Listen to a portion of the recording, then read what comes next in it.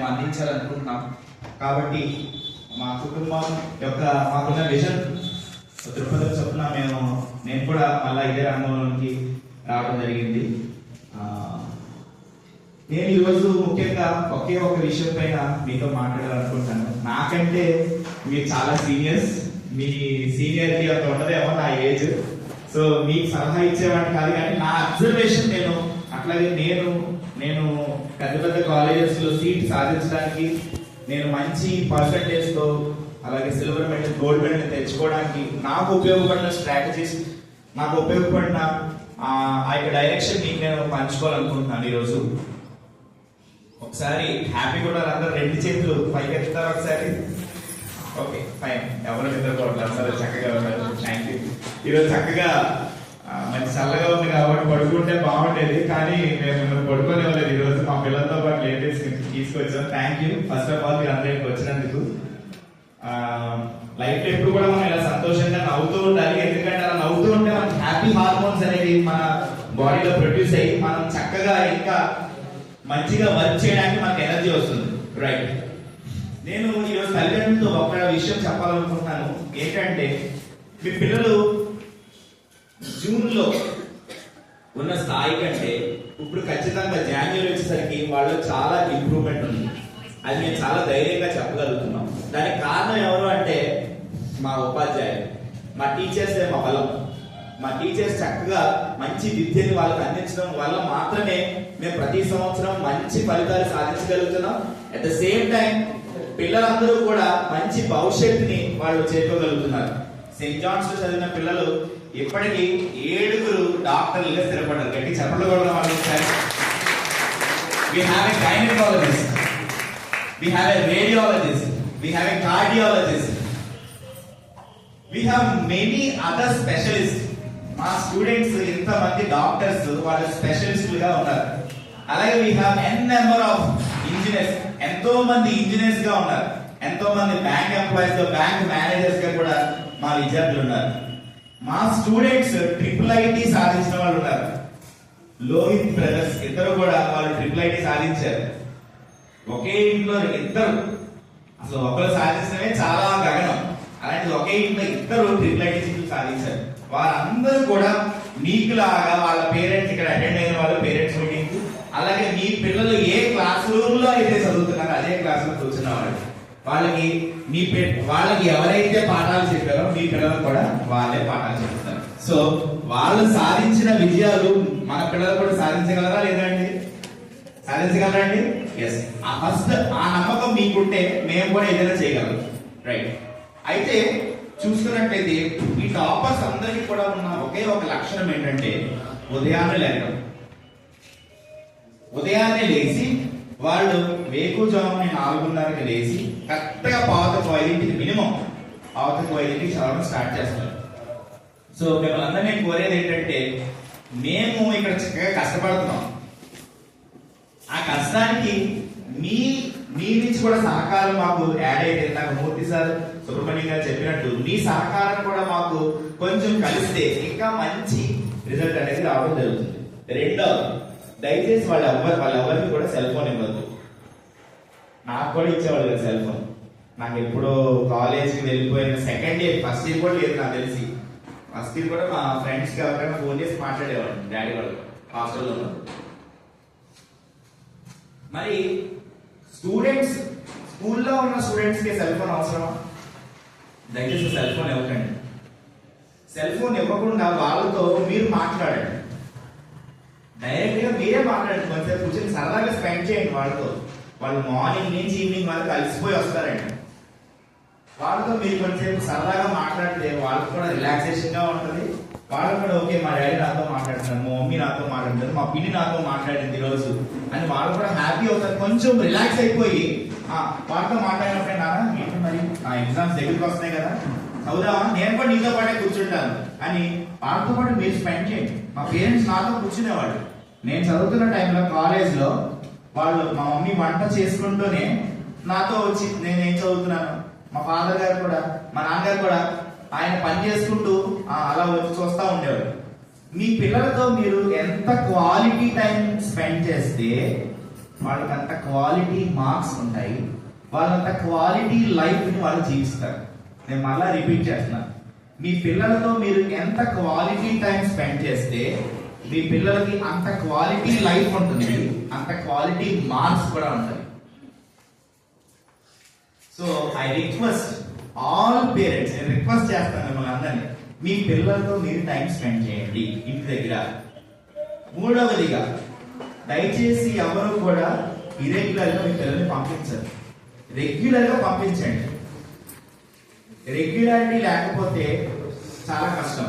ఇందాక సార్ చెప్పినట్టు ఈ రోజు చెప్పిన పాఠం వాళ్ళు వినకపోతే రేపు వచ్చినప్పుడు ఆ కనెక్షన్ ఉండదు.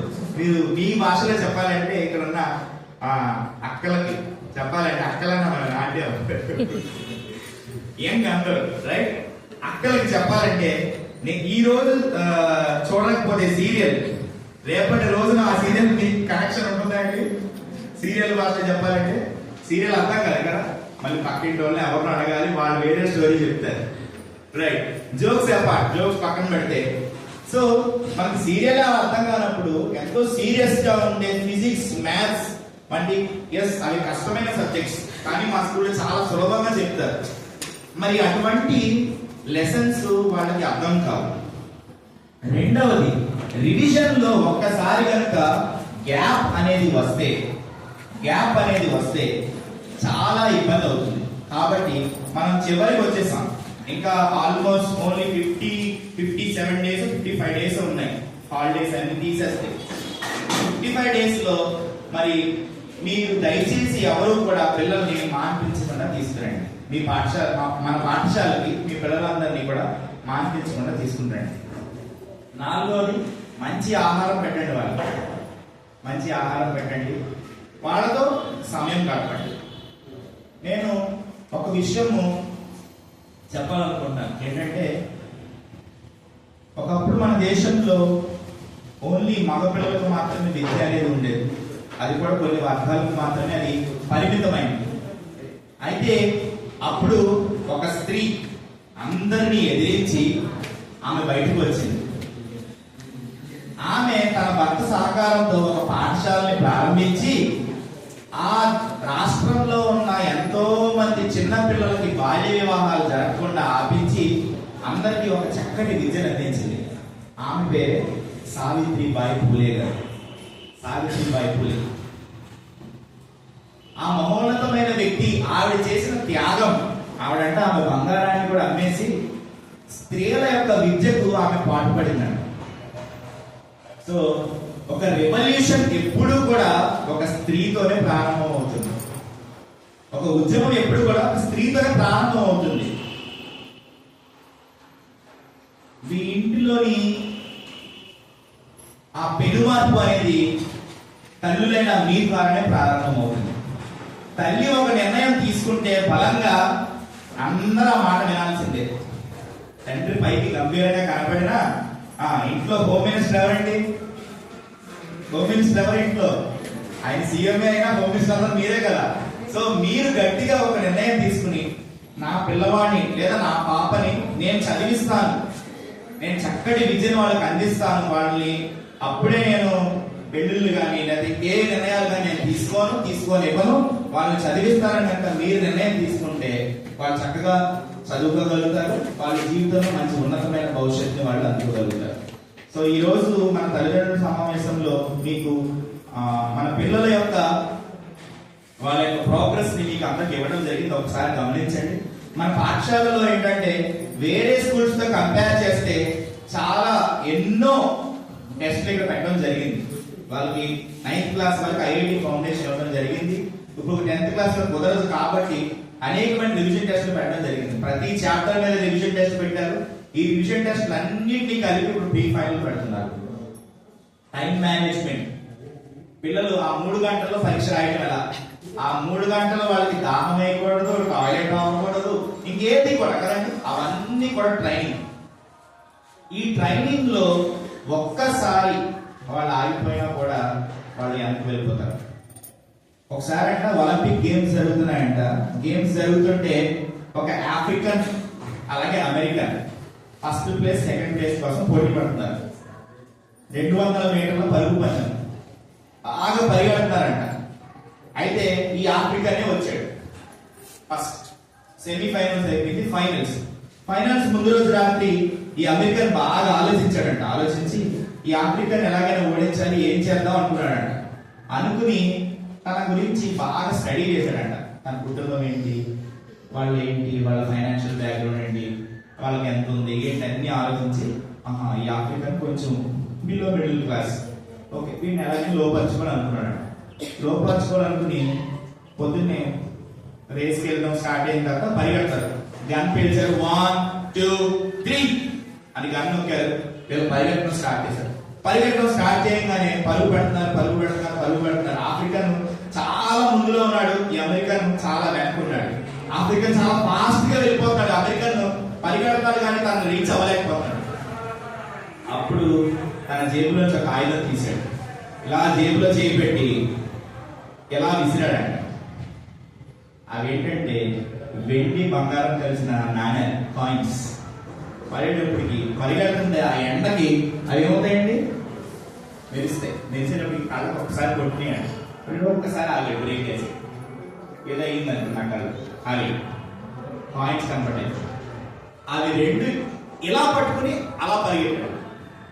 కళ్ళు తీసి చూసేటప్పటికి అమెరికన్ రేసర్ కదండి, ఫాస్ట్ గా వెళ్ళిపోయి ఆ ఫస్ట్ ర్యాంక్ వచ్చాడు.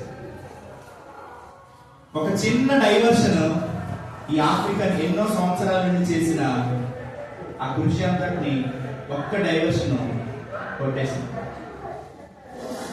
మన పిల్లలు కూడా రేసర్స్, వాళ్ళలో చాలా టాలెంట్ ఉంది, వాళ్ళ ఆపగలిగే శక్తి అనేది లేదు. అయితే కొన్ని డైవర్షన్స్ ఉంటాయి. వాళ్ళు అడాలసెంట్ ఏజ్ లో ఉన్నారు, కౌమార దశ అంటారు. వాళ్ళలో ఇప్పుడిప్పుడే రకరకాల హార్మోన్స్ ప్రొడ్యూస్ అవుతూ ఉంటాయి, రకరకాల కోరికలు. వాళ్ళు పెద్దవాళ్ళు అవుతున్నారు. వాళ్ళు చిన్నపిల్లల నుంచి పెద్దవాళ్ళకి అయ్యే క్రమంలో ఎక్కడున్నారు వాళ్ళు? చిన్నపిల్లలు కాదు వాళ్ళు, అలాగే పెద్దవాళ్ళు కాదు, వాళ్ళు మధ్య స్టేజ్ లో ఉన్నారు. ఇప్పటి నుంచి 10th క్లాస్ నుంచి వాళ్ళు డిగ్రీ అయిపోయే స్థాయి వరకు కూడా చాలా డైవర్షన్స్, చాలా అట్రాక్షన్స్, చాలా శోధనలు వాళ్ళకి వస్తూ ఉంటాయి. ఈ టైంలో తల్లిదండ్రులుగా మీరు చాలా అలర్ట్ గా ఉండి వాళ్ళని కంటికి రెప్పలాగా కాచుకోవాలి. ఆడపిల్లలైనా కాదు, మగపిల్లల్ని కూడా. ఆడపిల్లలైనా మగపిల్లలైనా డైవర్షన్స్ అందరికీ కామనే కాబట్టి వాళ్ళని చాలా జాగ్రత్తగా కాపాడుకోవాలి. అలా కాపాడుకున్నట్టయితే మీ పిల్లలకి బంగారు భవిష్యత్తు వస్తుంది. సో తల్లిదండ్రులుగా మీరు అందరూ అది చేస్తారని, వాళ్ళని గమనించుకుంటూ ఉంటారని, అలాగే ఉపాధ్యాయులు మా అందరికీ కూడా మీ సహకారం ఎప్పటిలాగానే అందిస్తారని, మీ పిల్లలందరూ కూడా మంచి భవిష్యత్తుని సాధించాలని, అలాగే ప్రత్యేకంగా ఈ 10th క్లాస్ లో వాళ్ళు మంచి మార్కులు సాధించాలని కోరుకుంటూ ఇక్కడున్న ఉపాధ్యాయులందరికీ నమస్కారాలు తెలియజేస్తూ సెలవు.